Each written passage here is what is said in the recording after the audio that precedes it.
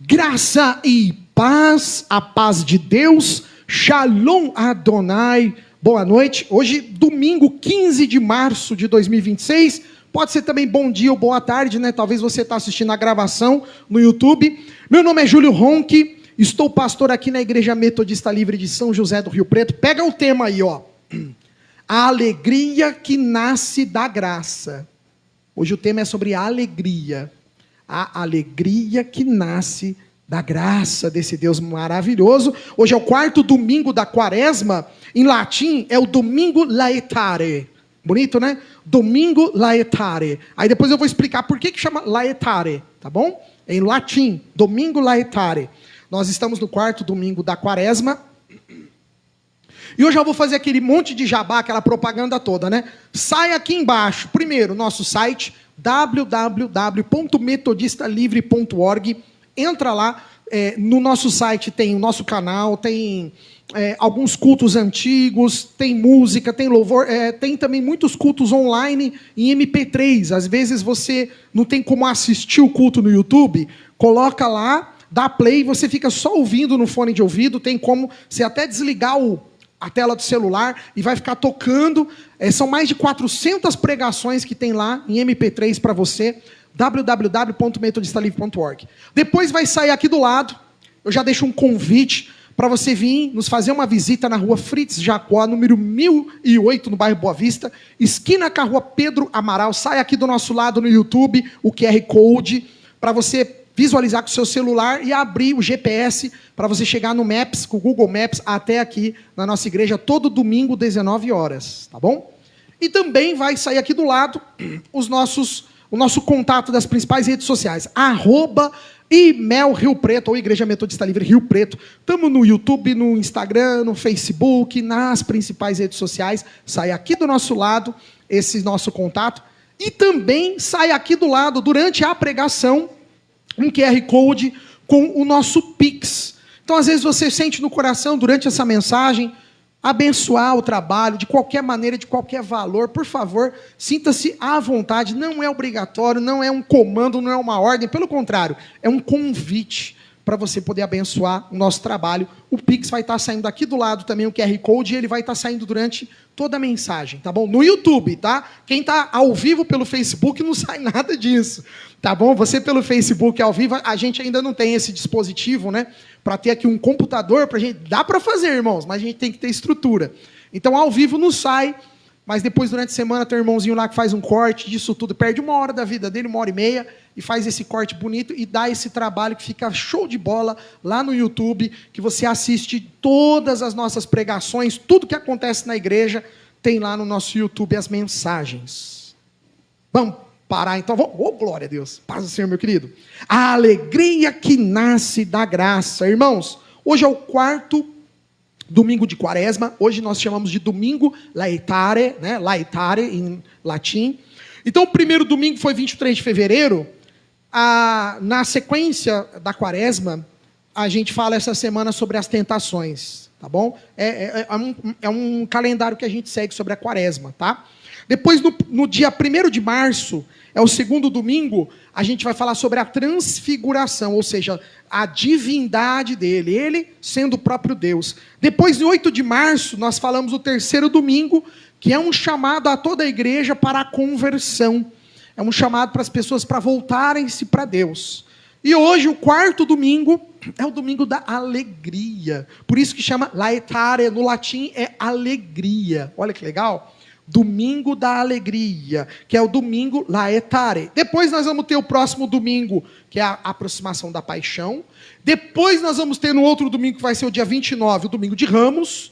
Vamos tentar fazer de novo o domingo de Ramos aqui, doutor? Bonito, que nem a gente fez 2 anos atrás.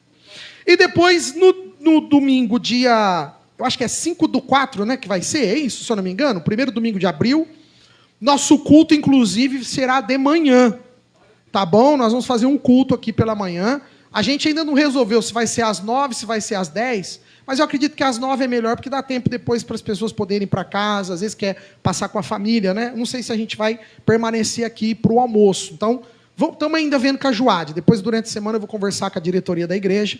Mas nós vamos fazer o domingo da Páscoa de manhã. Tá? Então, domingo cedo, o domingo da Páscoa. Já se prepara aí de casa. Você que às vezes fala, eu não consigo ir à noite. Então, vai ter o domingo de manhã para você. E eu conto com a tua presença aqui, em nome de Jesus, no templo. Vamos lá, irmãos. O caminho da quaresma, nós chegamos ao quarto domingo, chamado esse domingo Laetare, que traz para nós, a quaresma são semanas de reflexões. São semanas onde a gente vai ficar refletindo, pensando. E a igreja levanta os seus olhos justamente para a graça desse Deus, que é muito maior do que o peso do nosso pecado. Olha, presta atenção. A graça de Deus é muito maior do que o peso do pecado. Que coisa maravilhosa. Quaresma não é apenas um tempo de penitência. Muita gente se equivoca quando pensa que a quaresma é só um tempo de penitência, que a quaresma é só um tempo de ascetismo. Lembra o que é ascetismo? Ascético é aquela pessoa religiosa que ela entende que ela precisa punir a sua carne, vamos assim traduzir de uma maneira bem mais simples para vocês entenderem, né? O ascetismo é aquela pessoa que acredita que quando ela vai punindo a sua carne, ela vai se purificando. Eu não concordo muito. Eu, pessoalmente, eu não sou muito fã do ascetismo. Porque eu tenho uma coisa muito ligada com Wesley, com o movimento metodista, e às vezes eu tenho um pouco de dificuldade para entender o ascetismo, mas eu respeito. O que é o ascetismo, Júlio? É aquela pessoa que faz o compromisso que durante a quaresma eu não vou comer minha carne, aí eu não vou beber cerveja, não tem isso aí? Aí eu não vou tomar refrigerante, aí eu não vou comer açúcar. Tem um monte de promessas que as pessoas fazem, né? E eu respeito, amém? Opa, claro, cada um tem... Gente, a fé tem que ser respeitada. A fé é de todos. Se você gostando ou não, a fé tem que ser respeitada. Pode ser até o nosso querido irmão lá do terreiro, não importa, irmãos. Temos que respeitar. Nós somos metodistas livre, irmãos, pelo amor de Deus, não me dá uma rata fora. A nossa igreja, nós pregamos o quê? Pregamos o respeito.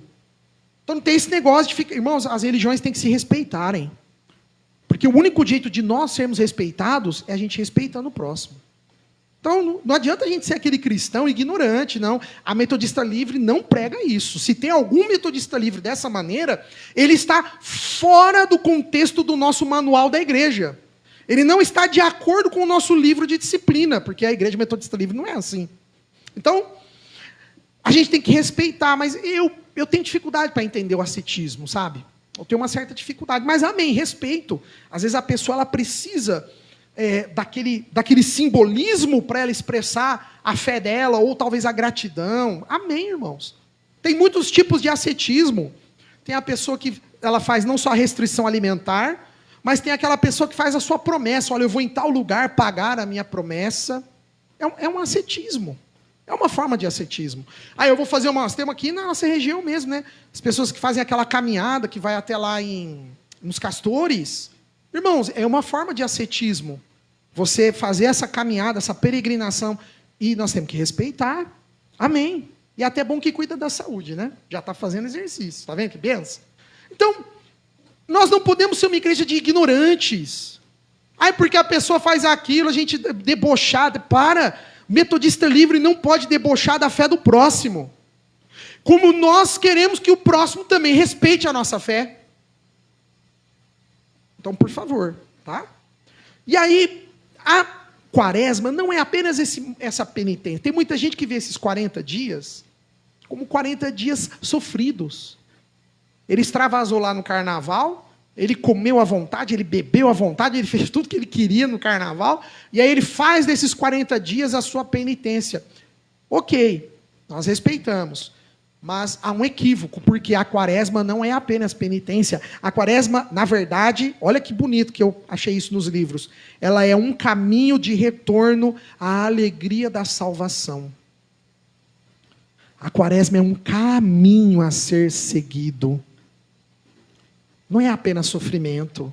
Eu vou deixar de comer isso, eu vou deixar daquilo, eu vou deixar disso, sabe? Amém, se você faz essas coisas, mas não é só isso. Ela tem que ser um caminho para onde você vai alcançar o quê? A salvação. E hoje nós vamos aprender sobre algo maravilhoso à luz da passagem da parábola do filho pródigo, que foi o maior acontecimento. O filho pródigo é, sem sombra de dúvidas, uma quebra de paradigmas de toda a liturgia judaica dos tempos de Jesus. Eu sempre falo, né? Jesus não teve uma pregação dele, não teve uma passagem de Jesus que ele não quebrou paradigma do povo, dos religiosos. E ele tem que quebrar paradigma até o dia de hoje. Porque a gente ainda está insistindo de que a mulher tem o seu papel dentro do reino. Nós, metodistas livres, né? Tivemos essa mensagem no domingo passado. Defendemos ainda a importância da mulher dentro do reino de Deus. E nós defendemos agora a importância do perdão do Pai. Vamos ao primeiro ponto? Irmãos, para eu alcançar o perdão, o que tem que ser a primeira coisa que tem que acontecer na minha vida? O que tem que ser? Eu tenho que reconhecer que estou errado. Fala para quem está do lado aí. A primeira coisa é você reconhecer. Fala para a pessoa que está do lado. O primeiro passo é reconhecer. Vamos lá, Lucas 15, 11. É a gente reconhecer a nossa condição do quê? De que estamos errados. É o primeiro passo para alcançar o perdão de Deus. Olha lá que lindo, na nova tradução da linguagem de hoje. Lucas 15, 11. Jesus continuou, certo homem tinha 2 filhos. O mais moço disse ao pai, pai, eu quero agora a minha parte da herança. Ainda de forma arrogante, hein? E então o pai repartiu os bens entre os 2. Vamos parar aí. Eu não vou ler toda a narrativa, senão nós vamos ficar aqui até 10 horas da noite. Vamos ter que correr. E eu já deixo um convite para você ler o livro de Lucas, capítulo 15, por completo, para você entender a narrativa toda. Se você não conhece a história, e se você a conhece, lê de novo essa semana. Texto para você de chegar de noite, dar aquela lida, relaxada, o teu texto devocional. Lucas 15 para essa semana. O filho mais novo representa justamente nós, seres humanos, que buscamos uma autonomia absoluta, querendo viver sem limites, uma liberdade sem Deus. Ele chegou no pai e falou, pai, me dá minha parte. Eu quero gozar tudo que eu tenho direito da minha herança. A palavra grega aqui é ousia. Olha que interessante, lembra que tem exousia, a gente já estudou exousia. Vocês lembram o que é exousia?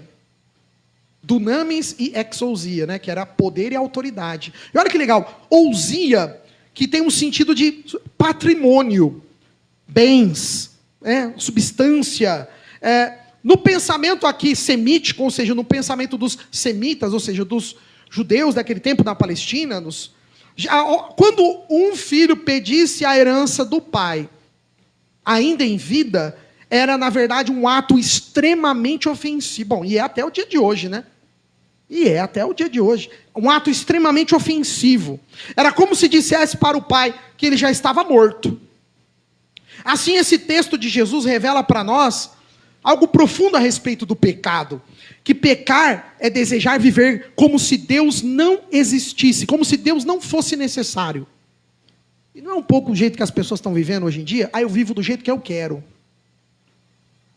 Eu faço do jeito que eu quero. Esse é o drama que enfrenta a humanidade hoje. E desde a queda, desde Adão e Eva, o ser humano sempre quis viver da maneira que ele acha melhor. E é interessante que, sobre o arrependimento, irmãos, Wesley, o fundador, né, um dos fundadores do movimento metodista, Wesley, olha o que ele ensinava sobre isso. Ele dizia o seguinte, que o coração humano naturalmente se afasta de Deus. Fala para quem está do lado, porque eu queria que nós guardássemos isso. O coração humano naturalmente se afasta de Deus. Fala para quem está do lado, irmã, você ouviu, hein? O coração humano naturalmente, sabe o que significa? Significa justamente, se eu não me alimentar, se eu não buscar, hoje mesmo, chegou a tarde, veio para a SUS, falei, nossa, mas eu estou cansado, não quero ir para a igreja hoje. Vocês acham que é porque eu sou pastor, eu quero estar aqui? E é no dia que eu estou mais cansado, no dia que eu estou mais arrebentado, chegamos aqui 5h15 da tarde. Ainda a SUS falou, nossa, bem, mas nós estamos saindo tão cedo de casa. Eu falei, é para sair mesmo logo. Porque se eu ficar enrolando aí que eu não vou. Irmãos, a fé é algo que eu tenho que alimentar. Olha que interessante, Wesley não está errado. Naturalmente o negócio nosso é ficar afastado de Deus. Porque o que dá o gostoso para nós? Sentar em casa e assistir o Netflix. O que é o gostoso? É a gente chegar em casa e ficar sentadinho lá na nossa TV, deitadinho no sofá. Isso que é bom. Wesley, quando está dizendo que naturalmente a gente vai se afastando, é uma real, é verdade. Se a gente não alimentar a nossa paixão por Deus, a nossa vontade de querer Deus, você pode ver, a pessoa no começo ela está sedenta. Quem não conhece o Evangelho, né? Quem chega a primeira vez, o primeiro amor, ela quer fazer isso, ela quer fazer aquilo, ela quer, pastor, vamos aqui, ela está cheia de vontades, e glória a Deus. Mas com os anos, o que vai acontecendo? Vai, irmãos, não tem jeito. Quem falar isso aí é mentira. Eu estou há muito tempo no Evangelho, hein? Eu sei bem que são fases. A gente passa por fases, é natural, irmãos. É normal. O Wesley está acabando de dizer aqui, ó, o coração humano naturalmente se afasta de Deus. O Wesley está acabando de ensinar. Porém, quando a graça divina atua, olha que bonito que o Wesley fala, ela continuamente nos atrai de volta. Ai, como esse Deus é maravilhoso. Você pode tentar subir o mais... O que a Bíblia fala? Eu posso colocar minha cama no mais alto céus, eu posso colocar minha cama no mais profundo abismo, eu posso tentar fugir da presença dele. O que acontece? Ele vai sempre ao nosso encontro. Porque essa graça que nos atrai, essa graça que chegou quando deu 4 horas da tarde, eu terminei minhas coisas, eu falei assim, não, vou lá tomar meu banho, vou fazer minha barba, porque eu vou para a igreja, porque eu vou para o templo, porque eu vou louvar a Deus, porque eu vou amar a Deus, vou falar de Deus, vou ver meus irmãos, vou abraçar os irmãos. A graça, que ao mesmo tempo, continuamente, nos atrai de volta para o Pai. O filho pródigo simboliza justamente essa realidade do homem que abandona a casa do próprio pai. Paradoxalmente, irmãos, é nesse abandono que começa o caminho. Olha que interessante. É preciso muitas vezes a pessoa abandonar para ela começar um processo, para ela começar de volta o seu caminho para a casa do Pai. Olha que interessante. Então, o primeiro ponto é a gente reconhecer. Repete comigo, irmãos. Reconhecer. Irmão, se a gente não reconhecer que estamos errados, como que a gente vai pedir perdão para Deus? Como nós vamos alcançar a graça de Deus? O segundo ponto, reconhecer. O segundo ponto é o arrependimento em si. Vamos lá para verso 17? Não fecha Lucas 15 não, tá? A gente vai ler mais vezes. Vamos para o verso 17, na nova tradução na linguagem de hoje. Segundo ponto da noite, estou terminando já. A alegria começa quando a gente vai se arrependendo. Olha lá, vê o jovem aqui, ó.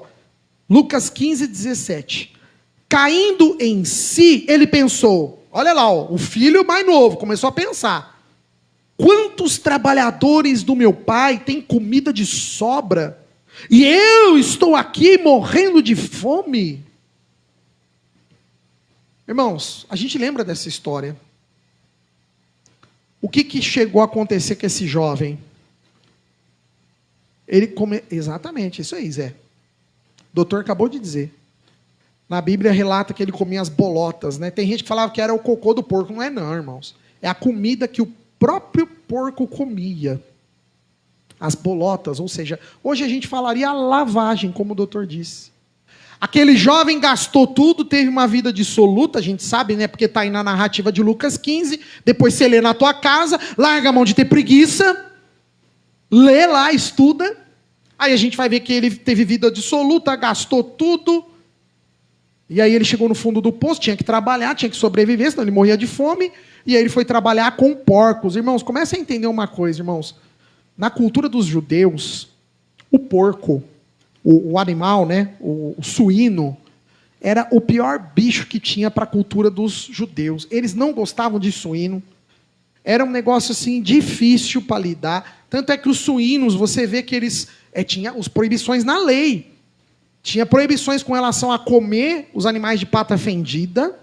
Vocês lembram disso que está lá em Levítico, nas leis? Eles tinham proibições na alimentação, e esses animais tinham proibições também sanitárias, né? Até porque não podiam comer, e tinha questão sanitária, de que esses bichos não podiam ser criados em qualquer lugar. Então eles ficavam afastados, locais separados. E o hebreu, ele tinha um negócio meio difícil com esse negócio de porco, o suíno. Porque era realmente um bicho, era um animal, que muitas vezes as famílias dos hebreus viam como de segunda categoria mesmo. Diferentemente do gado, da ovelha, do caprino, do ovino, o suíno. Esse menino foi trabalhar, ou seja, ele foi trabalhar com aquilo que nenhum hebreu gostava praticamente de mexer. Era só mesmo aquelas pessoas muito, muito, muito pobres que iam trabalhar com os porcos naquele tempo. Agora vocês estão entendendo? Estão começando a entender? Olha, ele saiu da casa do pai, tinha tudo lá, hein? E aí ele chegou no fundo do poço, e no fim ele não tinha comida suficiente, ele acabou comendo a comida do próprio porco. Agora você fica imaginando no tempo na Palestina de Jesus, né? Estamos falando isso aí, Jesus do céu, né? Aí você fala, Júlio, mas é uma parábola, né? Tudo bem, mas imagine a criação de porco nos tempos de Jesus, como que não era lavagem? Se hoje a lavagem já não é um trem no sítio, meio que aquele milho vai fedendo, vai ficando aquela coisa fermentada. Quem já foi em sítio? É ou não é? Eu estou falando errado? Não, eu já fui muito no sítio já, dos avós da minha esposa. Eles tinham lá a criação de porco, e é assim mesmo. O milho, a comida vai fermentando, fica no chiqueiro, aquele cheiro de chiqueiro. Agora você pensa naquele tempo, como que não era a criação de um porco? O cara chegou a comer aquele trem lá. Deus do céu, pensar nisso aí até vomito. De nojeira, né? Ou seja, isso aí Jesus usou essa metáfora justamente para representar para nós que chegou no fundo do poço. Jesus usou essa metáfora, dessa parábola, para representar justamente que o cara não tinha... Gente, não tinha como piorar a vida do cara. Era igual o Jó, sabe? Não tinha mais jeito. Ele estava no fundo do poço. E lá no fundo do poço, olha que legal, ele começou a pensar, gente, os trabalhadores, ou seja, os funcionários do meu pai, se eles que são funcionários têm comida de sobra, e eu estou aqui morrendo de fome.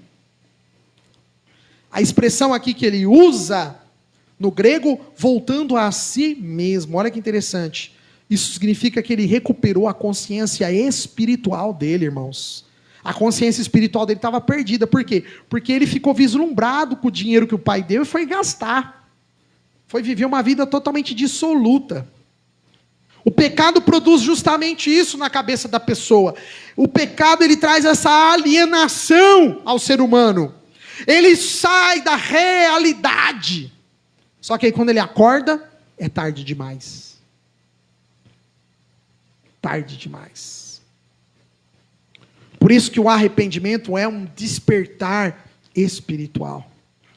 E aí nós temos o teólogo Adam Clarke, que foi metodista também, aluno inclusive de Wesley, né? O Adam Clarke. Olha que interessante o que o Adam Clarke ele fala para nós aqui. Clarke afirmava que o verdadeiro arrependimento começa quando o pecador percebe a miséria do pecado e ele reconhece a bondade do Pai. Olha que interessante. O filho não voltou porque ele amava o pai. Presta atenção. Ele não ficou lá pensando, nossa, mas eu amo tanto meu pai. Não, ele não voltou porque ele amava o pai. Mas ele voltou porque ele reconheceu a miséria onde ele estava vivendo. Ou da qual ele estava vivendo. Ele falou, o quê? Se lá no meu pai tem tanta fartura que até os trabalhadores, os funcionários do meu pai, comem que sobra comida. E eu vou ficar aqui? Não, pera. Aí a historinha, a narrativa vai continuando. O que ele para pensar? O jovem, ele fala assim, eu vou voltar, quem sabe meu pai me recebe como um trabalhador. Eu não preciso mais ser filho. Olha que interessante, né? Eu vou despojar até da minha posição de filho. Eu não me interessa a posição de filho. Desde que, contanto que Desde que meu pai permita eu trabalhar lá, eu vou viver como um trabalhador dele. Vai lendo aí, essa é a narrativa do texto. E ele decide então voltar para a casa do pai. Então, terceiro ponto, que é a parte mais linda que eu acho. Anota aí, irmãos, a coisa mais linda dessa passagem não é nada do que aconteceu até agora, mas é o que vai nesse momento, o abraço do pai. Vamos lá para o verso 20. Lucas 15, verso 20. E ele ainda estava longe de casa,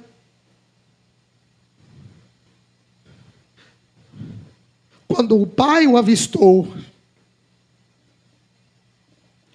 e com muita pena do filho, olha lá, anota na tua Bíblia esse primeiro verbo, correu. Anota aí, porque é importante. O que eu já falei, irmãos? Nada que foi constado na Bíblia foi por acaso. Interessante, né? E Lucas, né, gente? Lucas, eu adoro o texto de Lucas. Lucas, ele é pormenorizado. Lucas devia ter sido escrivão. Ele não devia ter sido médico, né? Lucas, ele escrevia detalhadamente. O texto dele é recheado de detalhes. Pormenorizadamente. Minuciosamente escrito. Lucas não colocou esse verbo, correu por um acaso. Não, irmãos, anota aí, grifa na tua Bíblia. Esse é o mais importante, esse verbo. Correu, e o segundo mais importante, o abraçou, e o terceiro verbo mais importante, e o beijou.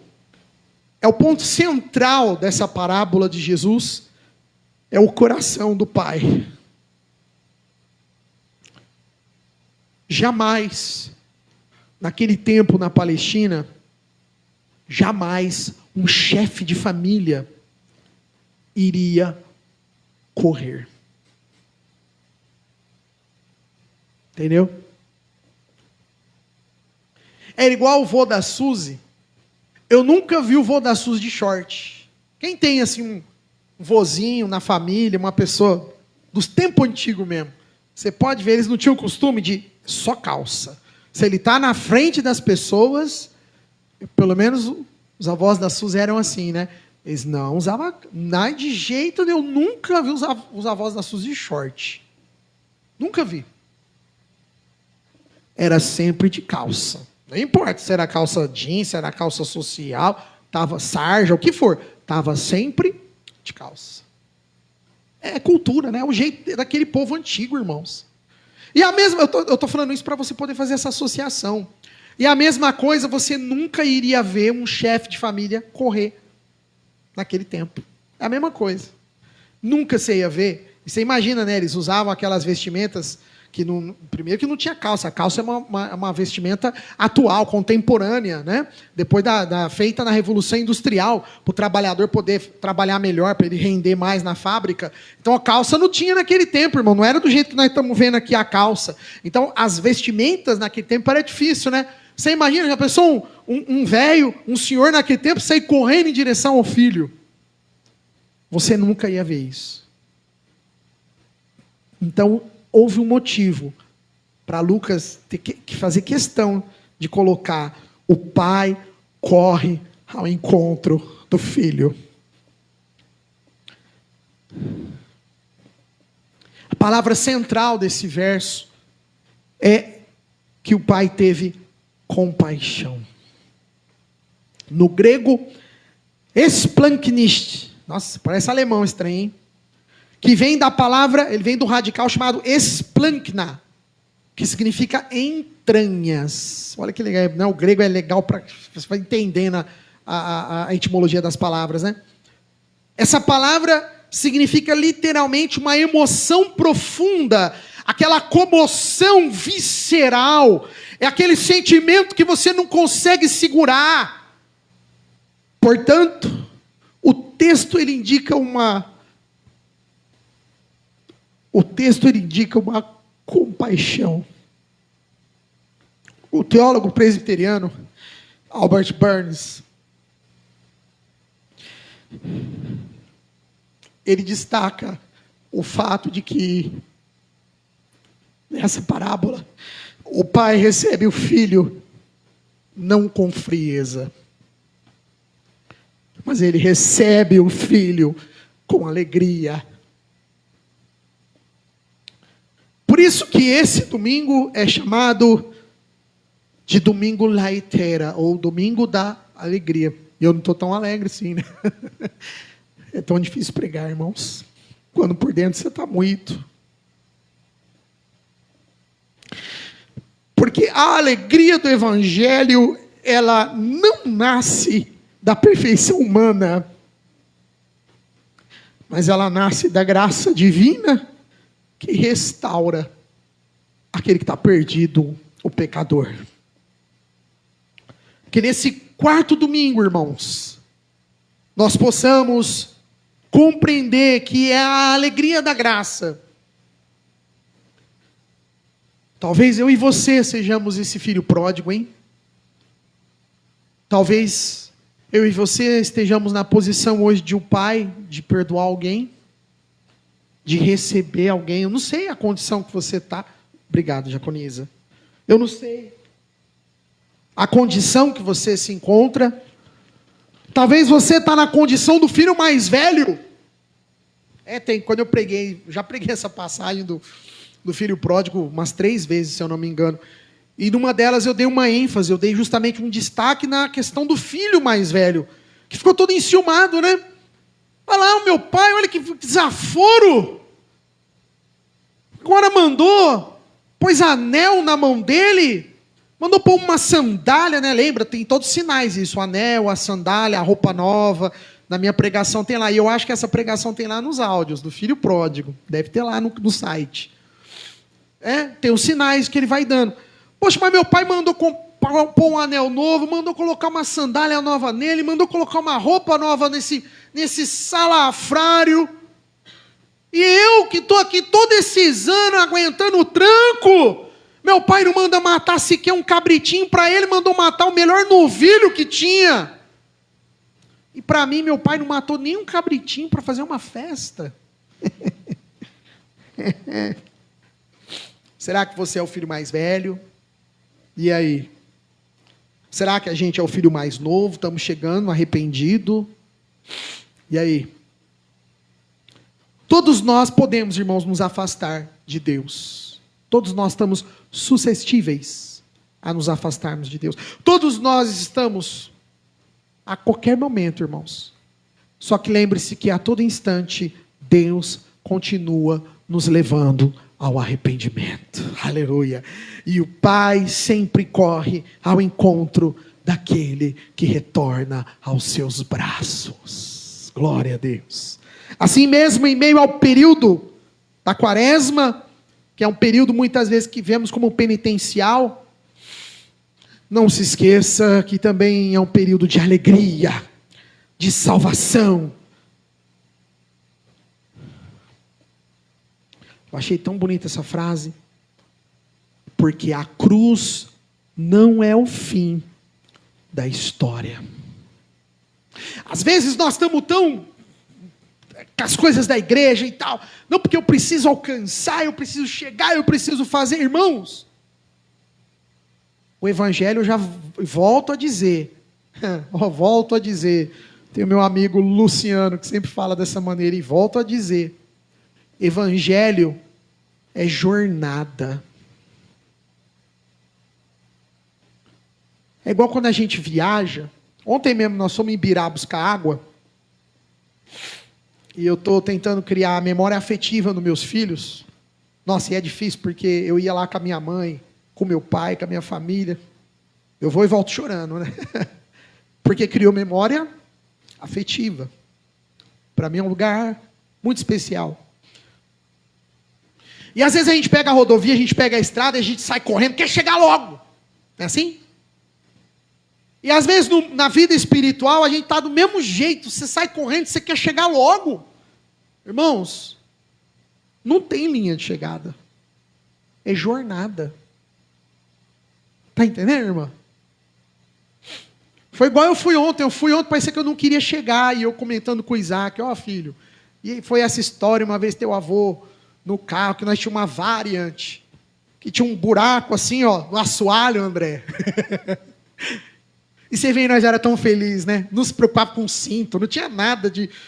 E nós íamos para lá com uma alegria para Ibirá, buscar água, levar meu avô para fazer os banhos de imersão. Meu avô tinha que tomar o banho naquela água. E aí a gente olhava assim o fundo do carro, a rodovia passando. Aí eu fui contando para o Isaac, né, as coisas. E eu não queria que chegasse, sabe por quê? Porque é uma jornada. Ainda a Suzy falou, nossa, hoje você não está com vontade de chegar, amor? Eu falei, para que pressa? Se o que a gente está fazendo é uma jornada. Então para pensar nisso, irmãos. A cruz não é o fim da história. Às vezes você está achando que a tua vida agora é um ponto final, meu querido, que é isso? Não é um ponto final. Tinha um escritor português, agora eu lembro. Ah, a Rose vai me ajudar agora. Acho que é José Salamargo, é isso? Salamargo. Salamargo, né? Saramago. O Zé, desculpa se ele puder me perdoar de onde ele estiver agora no recanto dele, né? Ele tinha um negócio legal, que eu lembro até hoje quando eu estava na faculdade. Os livros do Zé, você já leu algum texto do Zé Saramago? Vai atrás depois e vê. Ele não tem ponto final. Pelo menos o que eu via, muitas obras dele era ponto e vírgula. Ele terminava a frase dele, a oração, ponto e vírgula. Olha que interessante. É uma técnica de escrita, né? E me chamou a atenção aquilo, agora nesse... Eu não preparei nada disso. O Espírito Santo é tão maravilhoso. Lembrei do negócio lá de 1998. Rapaz do céu, hein? Nem lembrava do Zé Saramago e agora eu lembrei disso. E é verdade, às vezes nós estamos achando que é o ponto final. Meus irmãos, não tem ponto final na vida da gente. É ponto e vírgula, vai continuar. É ponto e vírgula, vai continuar. Esse problema que está passando agora, ponto e vírgula, vai continuar. Ao mesmo tempo, a alegria que você está passando agora, ela também não vai ser para sempre. Vai ter um ponto e vírgula, um momento que vai vir uma novidade, vai vir algo diferente, porque são fases da vida da gente. Porque nós estamos numa jornada. Então entenda, irmãos, a cruz não é o fim da história, mas a cruz é a própria ressurreição, é a própria redenção em si. Então, a alegria que nasce da graça. Então, o primeiro ponto, reconhecer que somos pecadores. O segundo ponto, arrepender, porque não adianta nada também o filho ter ficado lá comendo a comida do porco, a lavagem do porco, orgulhoso. Agora eu não volto também mais não. Vou continuar comendo lavagem de porco. Não, não seja orgulhoso, não seja orgulhosa. Volta, tem arrependimento. E o último ponto que nós falamos, o abraço maravilhoso do Pai. Rapaz, consegui terminar. Obrigado você que assistiu até agora essa mensagem. Fica aqui no teu coração uma palavra de Deus para você. E eu já deixo aqui nosso convite para você vir nos fazer uma visita na rua Fritz Jacó. Vem participar um dia presencial aqui no templo. Rua Fritz Jacó 1008, esquina com a rua Pedro Amaral. Muito fácil a nossa localização. Todos os domingos, 19 horas, horário de Brasília. Você é o nosso convidado e a nossa convidada especial.